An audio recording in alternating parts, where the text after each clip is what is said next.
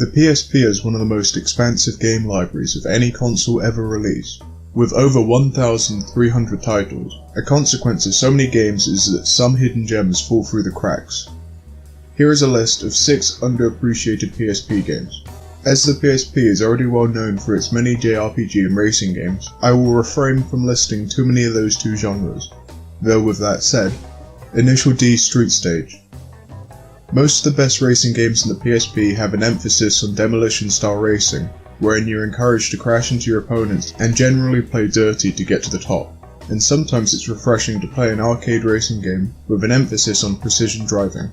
This quality is exemplified in the Initial D series, wherein tight drifting is key, and that is a hallmark carried over to Street Stage. The game has very few bells and whistles. There's no gimmicks or spectacular track designs. This isn't even a particularly good looking game for the PSP, but the game plays really well, which is what's most important. This being such a unique style of racing game, and just one of countless Initial D games, Street Stage was quickly forgotten, but the high level of quality expected of the series is very much on display in this entry. The only major caveat is that Street Stage is unfortunately only available in Japanese.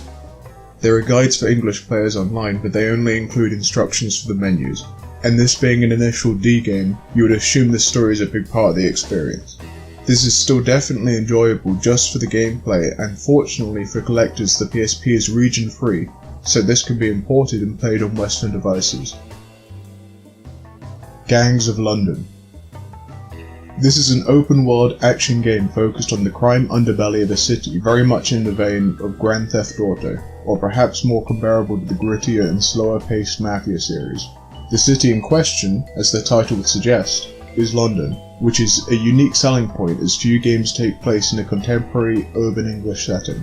This game was developed by the London division of Sony Interactive, so there's that degree of authenticity to the game's design. But also that development team produced The Getaway in 2002, which is very comparable to Gangs of London in tone, aesthetics and gameplay. Perhaps I feel this way because I live in England, but there's a sense of realism to Gangs of London's world that is unlike any other open world game, especially on the PSP. How the fog rolls in while it's raining, the structure of the streets and markings on the roads, how everyone dresses and the cars everyone drives. The game really captures the nuance of an English city that goes beyond silly accents and fish and chips. For this novelty alone the game's worth checking out, but also the game really warrants the label of a GTA clone in a good way. The game plays really well and the story is compelling. Beyond the novel setting, this is just a really excellent open world crime game. WTF Work Time Fun. This is WarioWare for the PSP. Beyond just being a minigame collection, there seems to be the same design philosophy that is associated with the WarioWare series. The quirkiness and unique art styles of that series isn't just contrived to seem unique, but members of the development team would design their own minigames individually, and all their ideas would be pulled together to produce a collage of art styles. That seems to be the case in WTF. Some games have a cutesy cartoon art style, some games use full motion video or photographs, some games look amateurish while some games look professional. This is all wrapped up in a game that seems to be attempting a social commentary on the unethical working conditions in factories. The game is such a unique mishmash of styles that it's really fascinating just going over everything it has to offer. This is besides the fun immediacy of a minigame collection. Unlike a lot of games in this list, it's not surprising why WTF has remained somewhat obscure, as this is definitely a niche game. If you're a fan of WarioWare or just like unique art direction in video games, I would definitely recommend giving this a try. Star Soldier. Star Soldier is a quality and rarely discussed shoot 'em up on the PSP. The backgrounds look really nice, the gameplay is intense without being too much of a bullet hell, the boss designs are really unique. But of course, none of these reasons are why I'm discussing this game. Star Soldier's real claim to fame is the fact that it plays vertically. There are other PSP games that play sideways, but they're either pinball games or have a vertical option as an added bonus. Star Soldiers is really meant to be played sideways, which makes this unique from the home console remix of the game. It makes a lot of sense for the shoot 'em up genre, and it's just a neat novelty to play a proper game vertically. The fact that the game is so enjoyable is just a bonus.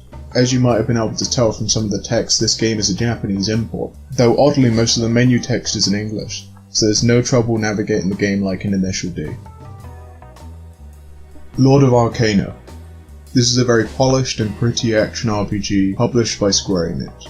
The art style is incredibly cohesive and engrossing, the animations are absolutely stunning, and aid in adding a sense of weight to combat. Had this game existed in a vacuum, it would have been hailed as one of the great RPGs in the PSP. But of course, just from looking at the gameplay, it's apparent that Lord of Arcana is rather blatantly ripping off the Monster Hunter series. There were 4 Monster Hunter games in the PSP, as well as 2 Phantasy Star portable games that came before Lord of Arcana, and they were all strikingly similar. As a result, it's not hard to understand why Lord of Arcana would go unnoticed, but this game certainly holds its own amongst those established titles, and adds enough to warrant it being played by veterans of those games.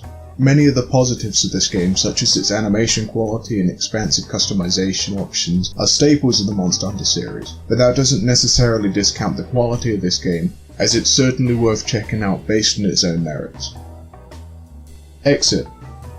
Exit is a Prince of Persia style cinematic side-scrolling platformer. The animation is fluid, the angular and cel-shaded art style is unique, the colour design is vivid and beautiful.